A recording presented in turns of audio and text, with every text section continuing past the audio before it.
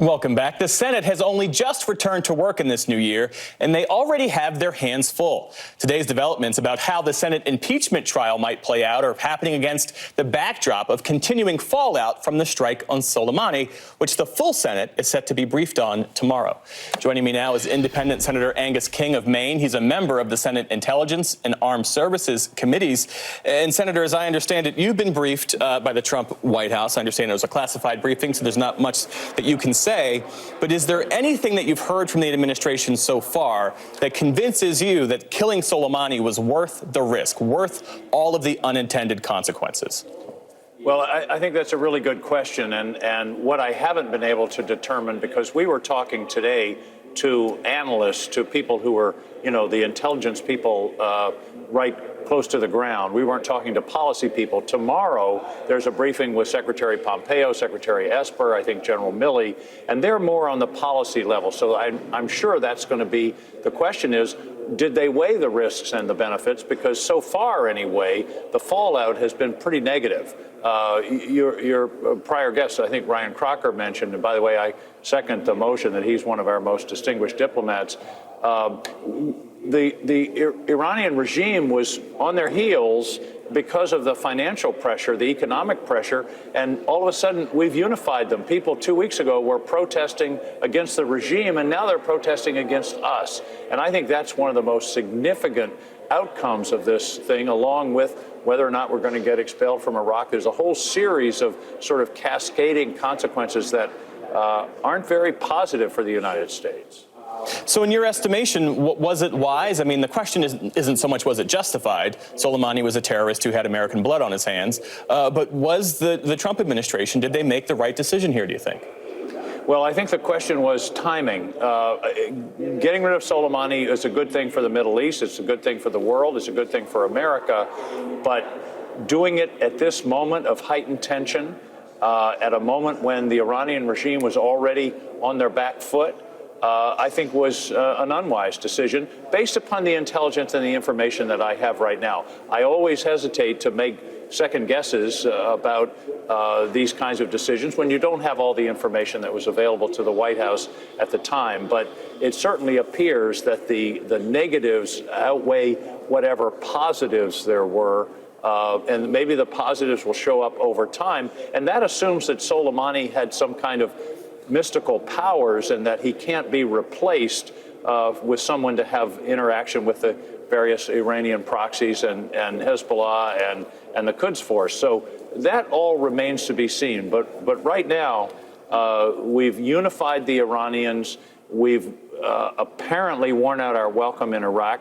That leaves Iraq and Syria basically to ISIS.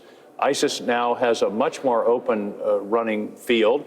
The Russians have already suggested that they might be interested in coming into Iraq. If we leave Iraq, Iraq becomes essentially a client state of Iran. So all of those kinds of things, plus the alienation of our European allies, all those are arguments that say, was it really worth the risk? My conclusion is, based upon the information that I have, it was not worth the risk. Let's talk about President Trump's war powers. As you well know, former President Obama, former President George W. Bush, they kept troops in the Middle East, and in some cases those missions shifted, but they justified the presence of those U.S. troops there under the 2001 and 2002 authorizations for use of military force.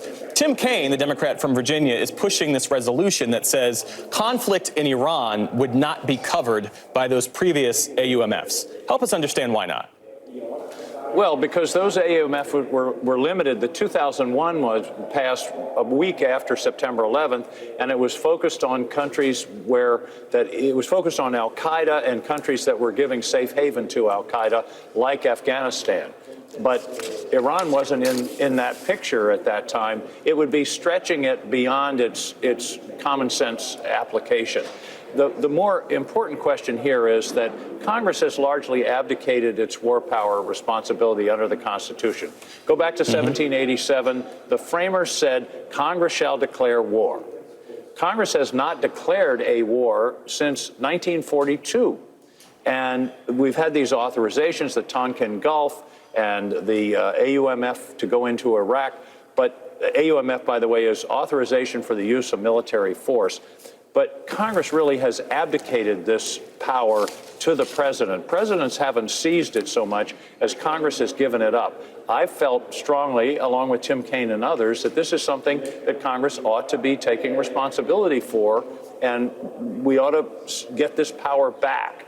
Because in a democracy, one person should not be able to take the whole country into a full-scale war. While we have you, I also want to talk about impeachment. You're an independent senator who caucuses with the Democrats. What did Democrats achieve, do you think, by withholding the articles of impeachment, not immediately sending them over from the House to the Senate?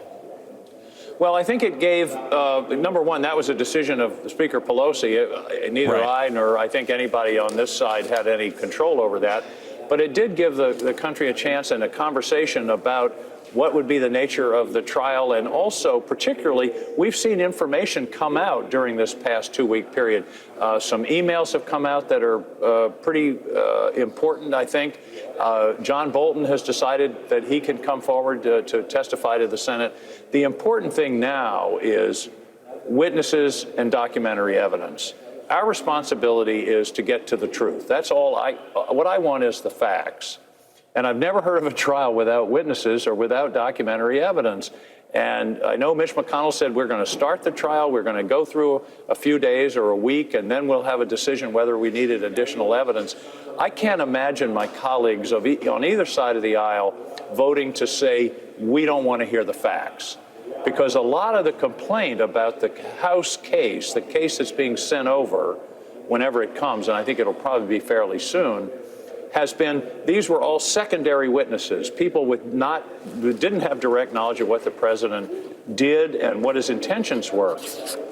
That's why we need Mick Mulvaney, John Bolton, Mr. Duffy, and others who were there, who were in the room where it happens, and that's why we need to hear from them. I think we will, because I can't believe in the end the Republicans are going to say, no, we don't want that evidence.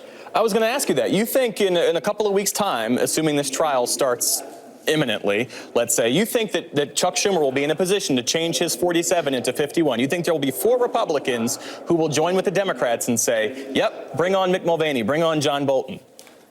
I do, because I don't see how they're going to go home otherwise. I mean, the sentiment that I find in Maine and have heard across the country is in the 60, 70, 80% range of people that want it to be a full and fair trial. And particularly those Republicans who are in battleground states, those Republicans who are retiring, I think they're going to say, I don't want to have this on my record.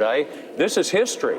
This is going to be one of the most important votes any of us ever take. And do you really want it to be your historic legacy that you voted to shut down the opportunity to get the facts? I mean, this is, see no evil, hear no evil, and take no evidence. I mean, I don't want to have to, I certainly wouldn't want to defend that. And I think that when the moment comes, and there will be a motion to bring in witnesses, to depose them anyway, to get them on the record, and I can't believe that there's going to not be not only 4 or 5. I think there'll probably be a dozen Republicans who will vote for that motion. And by the way, I don't know what they're going to say. I don't know what John Bolton's going to say, but I think we have to hear from him.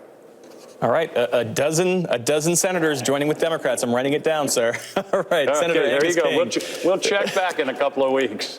Sounds good. Good to see you, sir.